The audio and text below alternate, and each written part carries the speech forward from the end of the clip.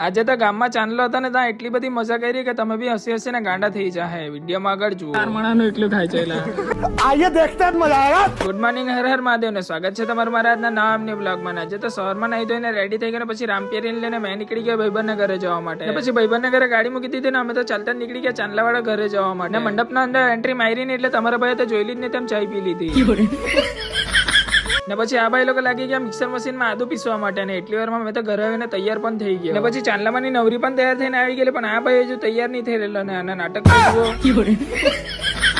ને ત્યાર પછી મેં ને મયુર નીકળી ગયેલા હતા રાહુલ ને ઘરે જવા માટે. ને પછી રાહુલ મેં ને મયુર પાછા નીકળી ગયેલા હતા ચાંદલામાં જવા માટે. ને અંદર આવ્યા એટલે આ લોકો તો લાગી ગયા જમાડવાનું કાઉન્ટર ગોઠવવા માટે. ને પછી મેં આવી ગયા રસોડામાં જોવા માટે. ને આ કાકા લોકોને તો જો હજુ જમવાનું ચાલુ થયું ને આ લોકો તો દાળ પીવાનું પણ ચાલુ કરી દીધું. गजब टू बी बाज आदमी। ને પછી અમે તો હીરોની જેમ તૈયાર થઈને આવેલા ને અમને તો અહીંયા કટરસ વાળાને જેમ વેચવા લગાડી દીધા. ને પછી ચાંદલા વાળા જમી નહીં રહ્યા એટલે આ લોકો તો જોયેલું જ નહીં તેમ ખાવા પણ લાગી ગયા. सब क्या देखना पड़ रहा है।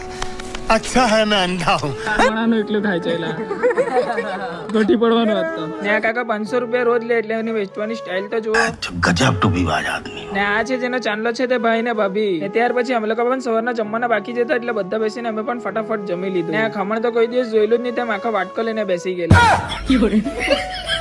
ત્યાર પછી ઘરે આવીને ટી શર્ટ પહેરી લીધી ને પછી બુટલેગર લઈને મેં મયુર ને કાકાના છોકરા અમે લોકો નીકળી ગયેલા હતા ધરમપુર જવા માટે. ને પછી રસ્તામાં ઘરે બુટલેગર ને પેટ પૂજે ને પછી પાછી અમારી રાઈડ કન્ટિન્યુ કરી. ને ત્યાર પછી ધરમપુરના ફેમસ 3 દરવાજા પાસેથી પસાર થઈને અમે આવી ગયા શ્રી સાઈ ઓટો સ્પેર્સ ની દુકાન પર. ને પછી અહીંયાથી લઈ લીધો બુલેટમાં લગાવવા માટે નવો બેન્ડ પાઇપ. પછી અલગ લાગી ગયેલા હતા બુલેટના જૂના બેન્ડ પાઇપ ખોલવા માટે. ને એટલી જ વારમાં મેં ને મયુર નીકળી ગયેલા હતા ધરમપુરમાં ચાલતા જ ફરવા માટે. ને પછી ફરતા ફરતા આવી ગયા અમે તો ફેશન ફોરએવર માં. અહીંયા આવીને તમારા ભાઈએ તો જોઈ લીધું સ્પોર્ટ નું જેકેટ. ને પછી એક જેકેટ પહેરીને જોયું એટલે ગમી ગયું એટલે તમારા ભાઈએ તો જેકેટ પણ લઈ જ લીધું. ને પછી જેકેટ લઈને પણ આવી ગયા ને બેન્ડ પાઇપ પણ આપણો ફિટિંગ થઈ ગયેલા હતા એટલે પછી અમે લોકો પણ નીકળી ગયેલા હતા ઘરે જવા માટે. ને પછી ઘરે આવીને મેં તો નવું જેકેટ પણ પહેરી લીધું. ને ચાલો મળીએ હવે એક નવા બ્લોગમાં. Bye bye.